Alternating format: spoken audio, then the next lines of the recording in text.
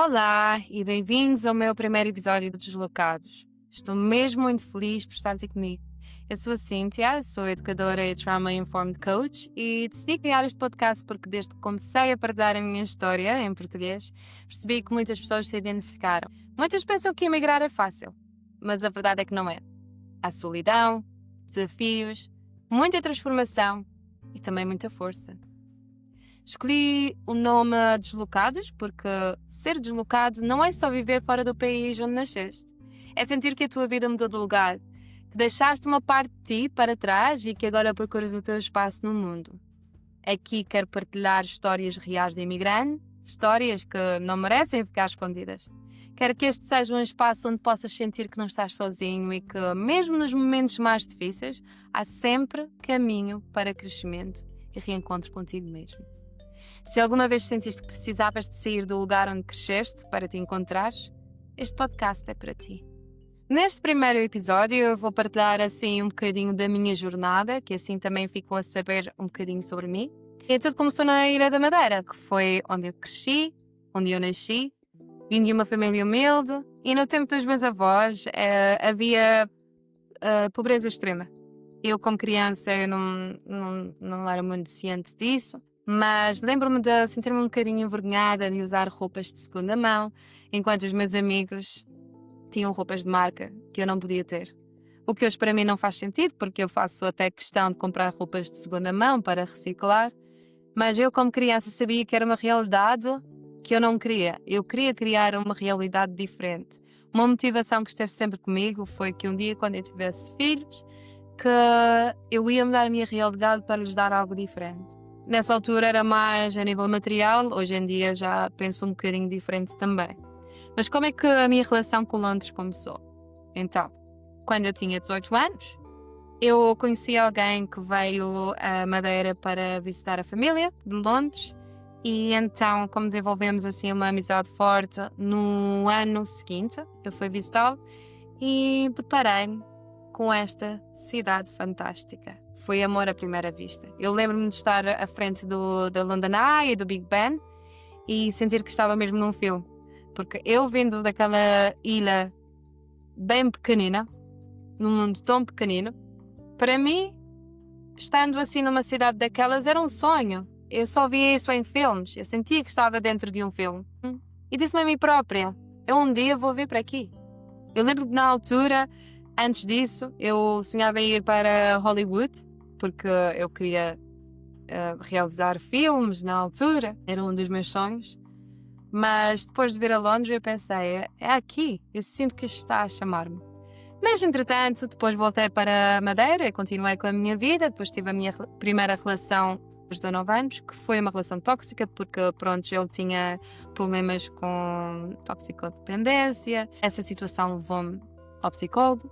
Eu aprendi aí que eu não tinha amor próprio e que estava sempre lá para os outros e que eu tinha o poder de dizer que não às coisas que eu sabia, no fundo, que eu não merecia. Mas ao acabar essa relação, eu também fiquei com bastantes problemas financeiros. Tinha dívidas no banco e sabia que ia ter que mudar qualquer coisa.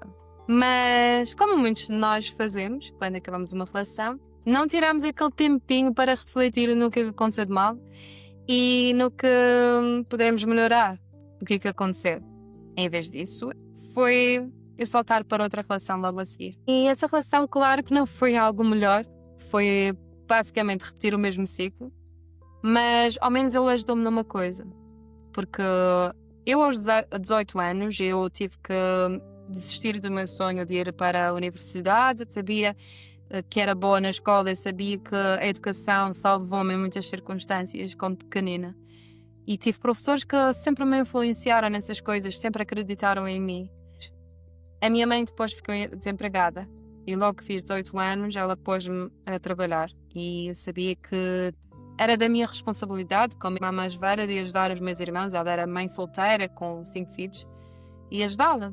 E então, a partir daí, eu aprendi, entre aspas, que eu tinha que sempre que pôr os outros em primeiro lugar e eu vinha em segundo. E esse meu segundo namorado ajudou-me a refletir que se eu não me ponho em primeiro lugar, eu só vou dar bocadinhos de mim às outras pessoas. Eu tinha que cuidar de mim primeiro. E que se eu continuasse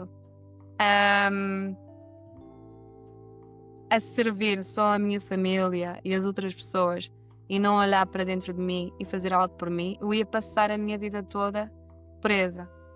E tinha que, de alguma forma, sair desse condicionamento, sair desse ambiente para me descobrir a mim mesma. E foi aí que comecei a fazer as perguntas certas, que era o que é que eu queria mesmo da minha vida, o que é que eu queria fazer por mim. E uma motivação para isso era que eu também queria ser professora. E então, candidatar-me para a universidade. Só que na Madeira só há uma universidade. E depois, na altura também, não era algo que era comum ir para a universidade. Eu ouvi coisas que era: quem é que tu pensas que tu és? Isso é só para pessoas ricas, a tua mãe não tem possibilidades para te ajudar nisso. Isso é muito difícil. E eu já tinha ali um protetor dentro de mim que era: eu tenho que provar a essas pessoas que elas estão erradas, que eu consigo. Então, candidatei-me. Só que, como eu candidatei-me só na segunda fase, só havia uma vaga. E então incentivaram-me a candidatar-me também para Portugal continental, mas na altura eu não sabia muito de Portugal. Portanto, eu pensei para mim: se eu entrar na universidade, é sinal que é para ficar na Madeira. Porque se é para ficar longe da minha família, eu vou para Londres, se eu não entrar. E foi assim. A pessoa que entrou em vez de mim tinha 0,3% de nota a mais do que eu. E ela entrou e eu não. E foi aí que eu percebi: isto é um sinal que é para eu ir para Londres. E então o que aconteceu? Eu despedi-me do trabalho, eu preparei tudo para ir. Eu ia inicialmente com uma amiga que depois acabou por não poder ir porque apaixonou-se e não queria deixar essa relação.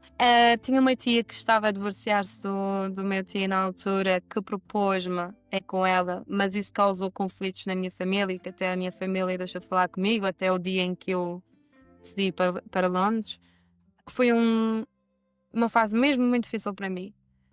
Eu não gosto de mal-entendidos, eu detesto sentir que houve injustiça porque as pessoas não compreenderam as minhas intenções, porque eu sei a pessoa que sou e as minhas intenções nunca são más. E tinha que resolver isso, e resolvi isso no dia mesmo que eu ia viajar. Fui falar com a minha família toda e tentei reatar a nossa relação. E aí fui com uma outra amiga que também tinha acabado uma relação e houve uma reviravolta na vida dela, e decidimos ir então as duas para Londres e ficar na casa de um casal que era amigo dela no início para nos ajudar.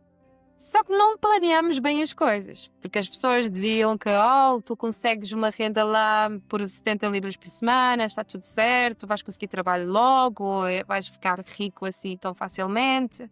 E nós fomos eu tinha 500 euros do meu desemprego, ela tinha 100 euros, e eu mudar para a Libra na altura, só ficamos com 400 libras na conta. E eu lembro-me do primeiro dia que cheguei lá, dia 26 de fevereiro de 2014, eu tinha acabado de fazer 23 anos.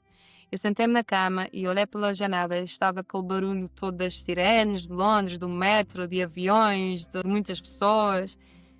E eu lembro-me de pensar: eu sempre quis uma aventura destas. Eu sei, a mim parece-me que vai ser difícil, eu sei que vai ser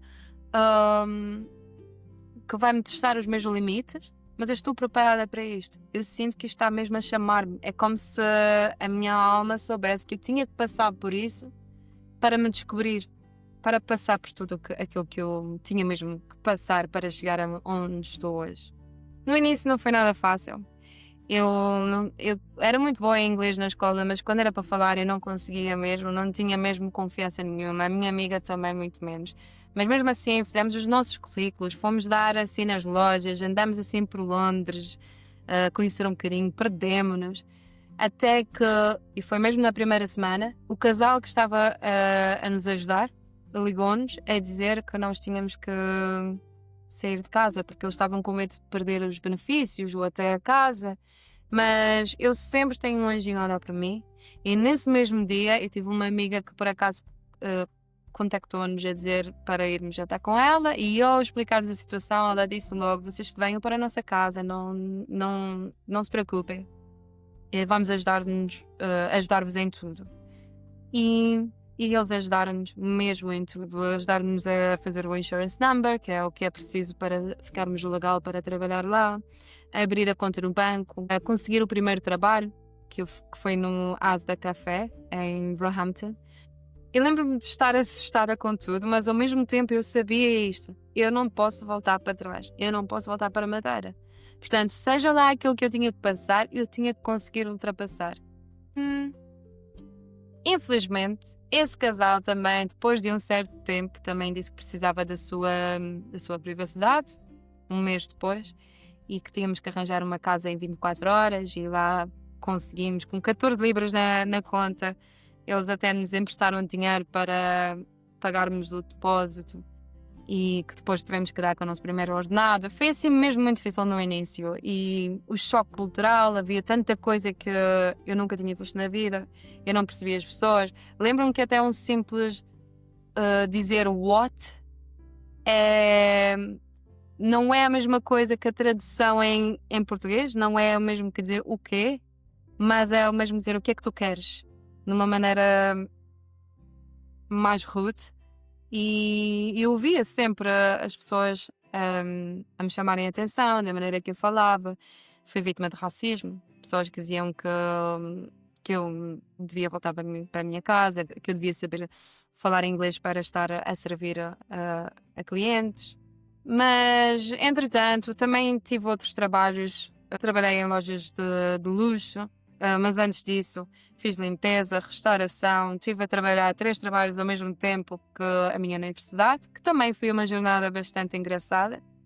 Foi em 2015 que eu decidi começar a candidatar-me para a universidade. Tive que fazer um curso de inglês, porque o meu inglês ainda era muito fraco. Foi fácil, continuei a ouvir nãos. Depois de alguma ajuda, consegui entrar na universidade e tirei o meu curso de educação. Mas quando cheguei ao final do curso, ninguém me disse que era preciso tirar mais um ano da PGCE, que é Postgraduate Certificate in Education, que é para poder treinar como professora. E que antes disso tinha que passar mais 3 exames importantes na Inglaterra, que eram os GCSEs, e mais os Skills Tests, que eram mais 2, Numeracy and Literacy. E também ter experiência nas escolas, que era uma coisa que eu não tinha. O que é que eu tive que fazer? Eu tive que ter um ano a trabalhar e ao mesmo tempo a fazer estas coisas todas. Então consegui passar nesse ano os meus testes, consegui nos meus dias de folga ia fazer ao voluntariado numa escola ou fazia assim este trabalho de assistente professora, que eles ligavam-me quando tinham alguma disponibilidade e se eu estivesse de folga então eu ia. Mas quando eu comecei a ir a essas escolas, eu lembro-me de quase sempre sair lá a chorar.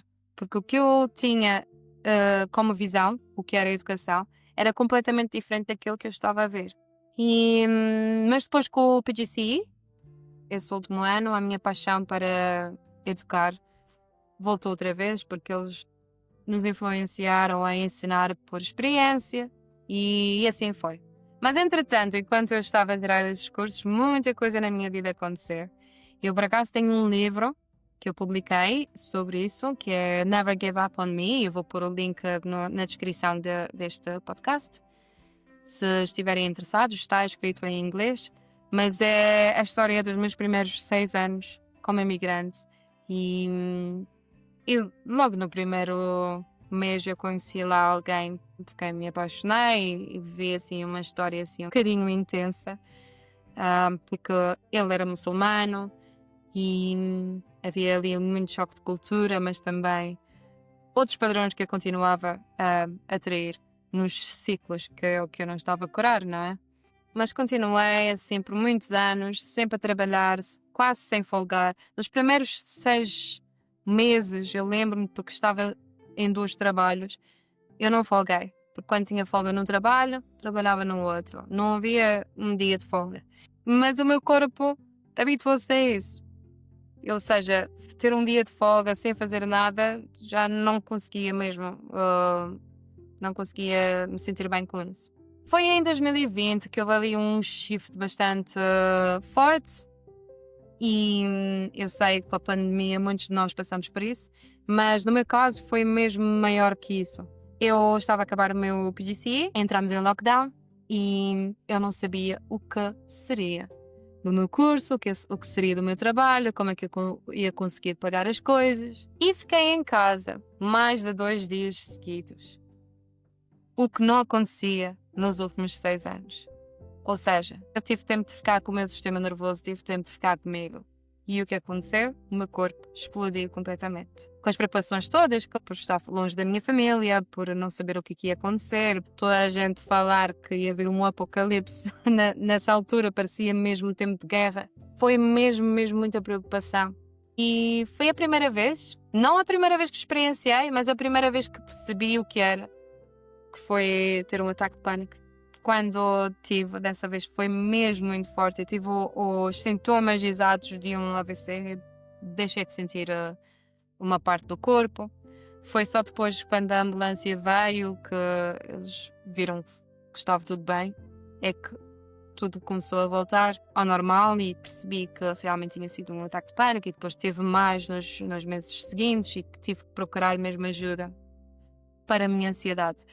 O primeiro psicólogo que tive foi fantástico, que ajudou-me a distinguir o que era uma preocupação real e uma preocupação que eu não conseguia controlar e deixar ir aquilo que eu não conseguia controlar. Mas depois, mais tarde, eu comecei, principalmente com a publicação do meu livro, que também foi nesse ano, é que comecei a ter a terapia mais focada nas minhas relações. Passei a vida a ter relações, a atrair coisas que tinha a ver muito com as minhas feridas de criança e que um dia vou expressar um bocadinho mais sobre isso. Mas foi mesmo o início do meu desenvolvimento pessoal. Também comecei como professora nesse ano. Também tive muitos desafios quanto a isso. Mais uma vez percebi que tudo o que eu tinha aprendido na universidade não funcionava na vida real, porque o sistema está feito de maneira para treinar os miúdos para passar testes e não para realmente ajudá-los a descobrir o mundo e a descobrir-se a si próprio. Mas foram 5 anos muito bons da minha carreira. Estava sempre a conquistar mais, consegui fazer parte do Senior Leadership Team, consegui fazer parte da Safeguarding Team, era líder de muitas coisas, incluindo de um subject que era sobre worldviews, ou seja, maneiras diferentes das pessoas verem o mundo, incluindo religião, porque eu sempre tive este gosto em mostrar às pessoas que, por mais que sejamos todos diferentes, não é só o aceitar a diferença, mas celebrar a diferença, porque a diferença deveria ser algo para ser celebrado.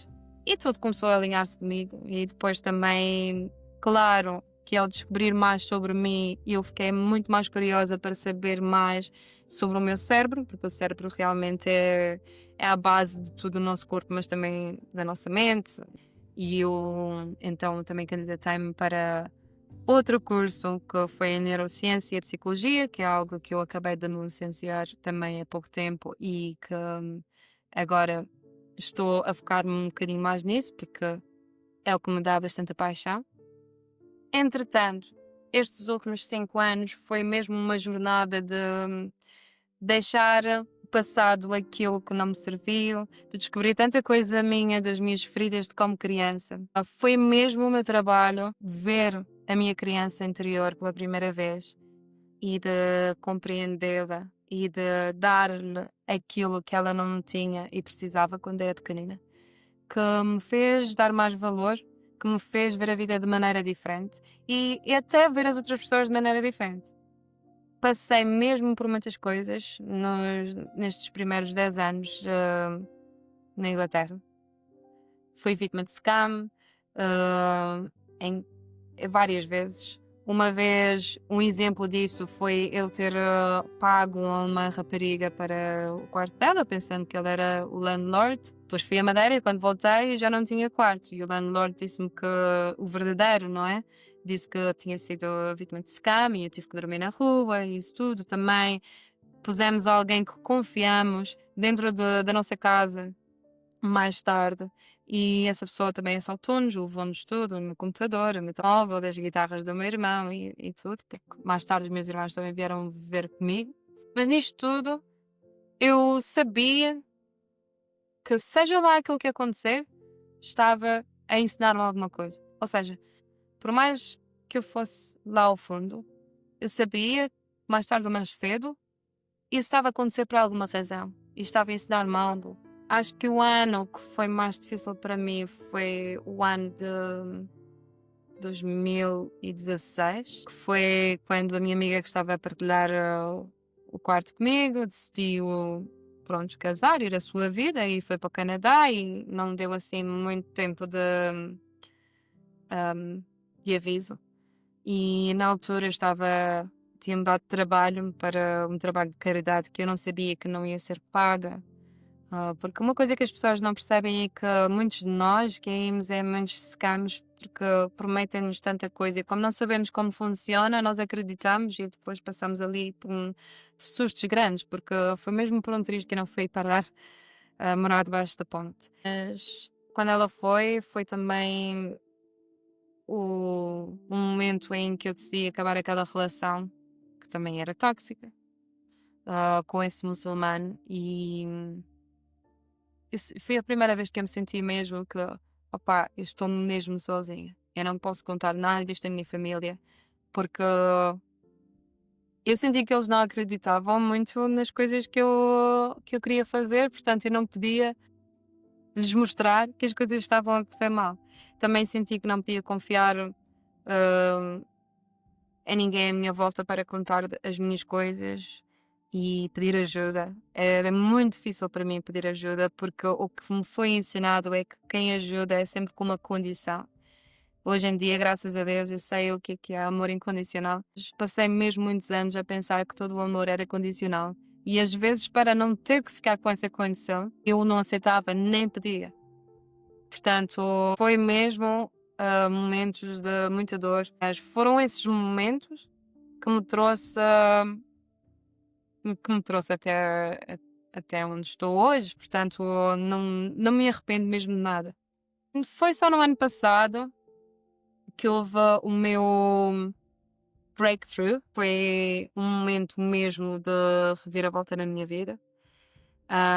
Em abril de 2024 eu tive este evento que chama-se Awaken e nesse evento não foi quando eu fiz breathwork pela primeira vez, mas foi a primeira vez que foi mesmo profundo.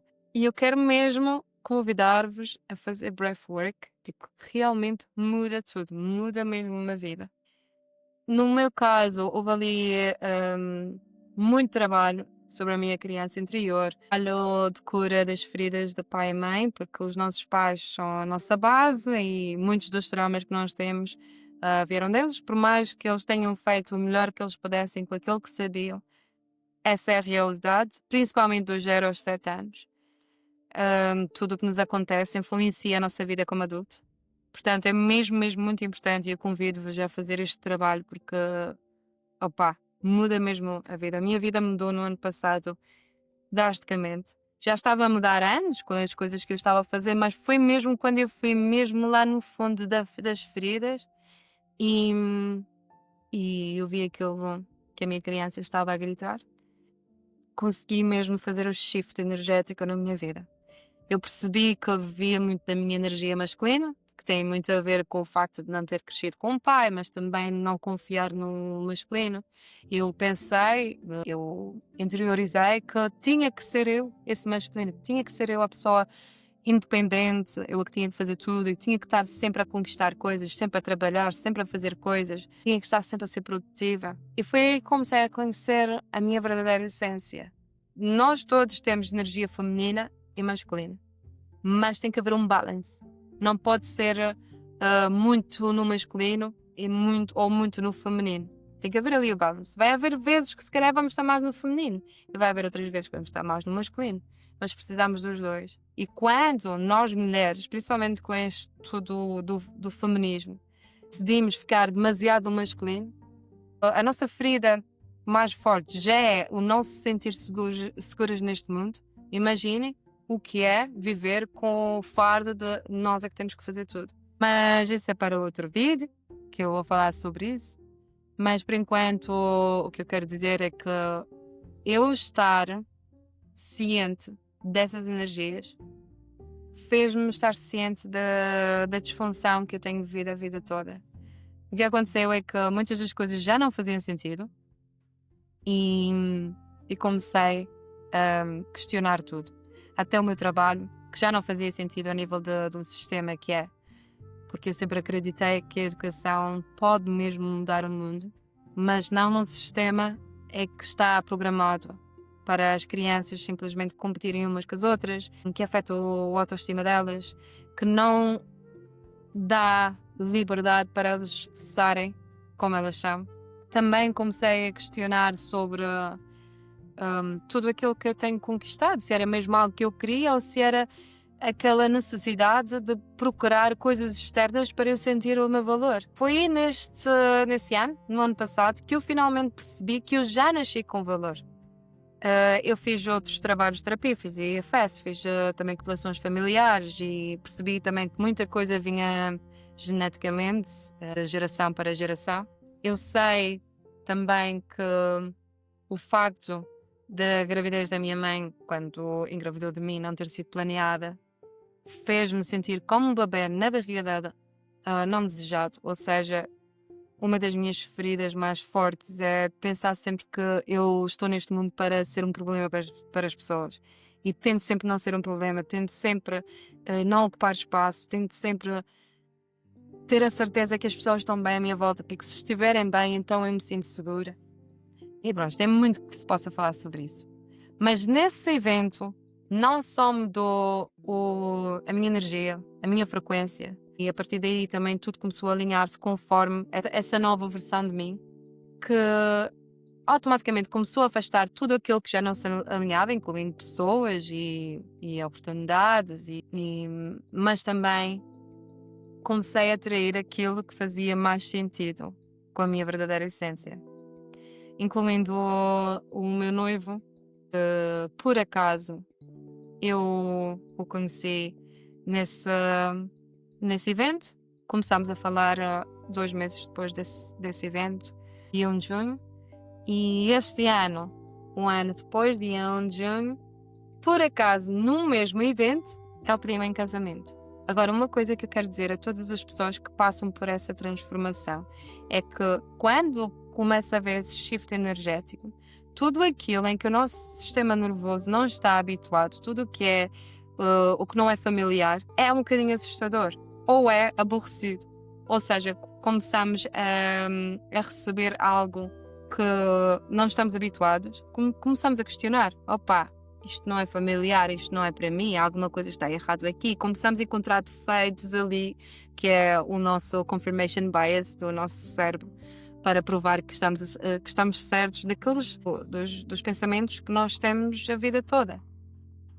E é preciso muita força de vontade e muita awareness para saber que muita daquela narrativa que estava na nossa cabeça não é nós, não é a pura verdade e que podemos mudar isso, que podemos criar uma nova narrativa. E claro que esse meu namorado é português e então comecei a visitar Portugal um pouco mais e foi aí que eu percebi. Em Portugal é onde eu sinto-me com paz mesmo. Uma coisa que sentia bastante falta em Londres era as praias.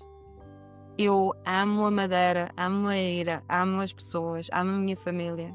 Principalmente depois de tanta cura que eu fiz em terapia.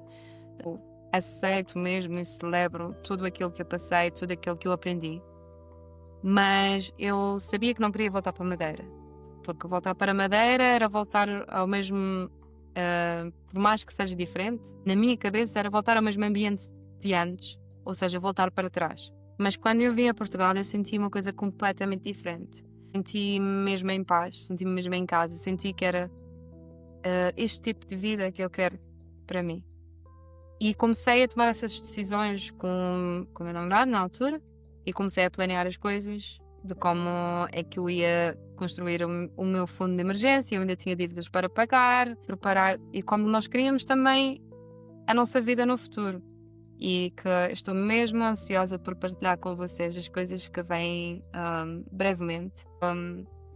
Acho que é um shift que está a acontecer em muitos de nós, que é antes os nossos pais trabalharam tanto para sair do campo, para ir para a cidade e ter mais oportunidades de vida. E hoje em dia, muitos de nós querem sair da cidade e voltar para o campo. Porque queremos voltar às bases, queremos estar mais conectados com a natureza, queremos estar mais conectados com nós próprios.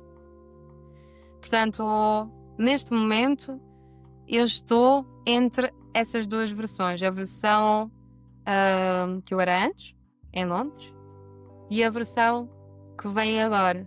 Tem sido um bocadinho difícil esta mudança, essa transformação, esta transição. Tenho tido sintomas bastante fortes no meu corpo, porque mais uma vez estou a parar, tenho mais tempo para estar com o meu sistema nervoso e está a disparar muita coisa. Mas eu vejo isto como uma oportunidade para olhar para o meu mundo interior e ver aquilo que é preciso curar, não é?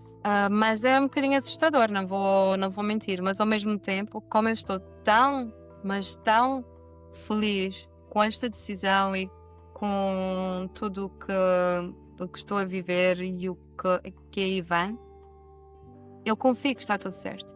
E eu não me arrependo mesmo nada de ter tido esta experiência como imigrante em Londres. Na verdade, eu estou a emigrar outra vez, porque não estou mesmo a voltar a casa, estou a ir para Portugal continental, que é uma coisa também nova para mim.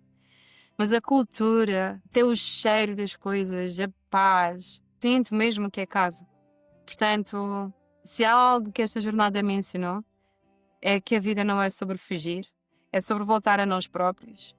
A verdade é que Londres foi a grande escola da minha vida, mas foi em Portugal que finalmente encontrei paz e senti que estava em casa, dentro de mim. Tu és alguém que está a pensar em migrar? Lembra-te disto. O teu porquê tem de ser maior do que o dinheiro. Eu quando fui para Londres não foi por causa do dinheiro. Ok, eu precisava também de fazer uma mudança financeiramente, mas se fosse só por causa do dinheiro eu já tinha desistido logo no início, porque eu não estava a ganhar muito dinheiro. Eu passei a minha maior parte em Londres a sobreviver. Até mesmo estes últimos anos como professor eu tinha que ter um segundo trabalho para poder viajar e investir nos cursos, nos retreats que eu estive a fazer no meu desenvolvimento pessoal. E, às vezes, com a inflação e tudo, as pessoas pensam que, ok, por receber um ordenado maior que as coisas são melhores, mas não é bem assim. Ou seja, o objetivo não pode ser só o dinheiro. É importante, não pode ser só isso. Tem que haver ali um propósito maior. Precisas de saber porque é que o estás a fazer, para crescer, para te descobrires, para criar novas oportunidades, porque é esse porquê que te vai manter firme nos momentos mais difíceis. Foi isso que me manteve a continuar, que me fez não desistir. E agora, eu quero ouvir-te. Já sentiste essa vontade de recomeçar do zero? Eu gostava que partilhasse essa história comigo nos comentários ou até ao mandar-me mensagem. Eu criei esta nova comunidade para imigrantes para poderem partilhar as suas histórias, para ajudar-nos e apoiar-nos uns aos outros. Vou deixar um link também na descrição. Eu quero mesmo que possamos criar juntos aqui um espaço de partilha e apoio para quem está a viver algo parecido. Nos próximos episódios vamos ouvir histórias reais de imigrantes, os choques culturais, as dificuldades e aquilo que ninguém te conta sobre emigrar. Por isso, tenho a certeza que não vais querer perder. Obrigada mesmo por estares aqui comigo hoje. Se sentires que este episódio pode inspirar alguém, peço que partilhes com amor. Mas lembra-te, a maior viagem que fazemos é sempre para dentro, ok? Até ao próximo episódio.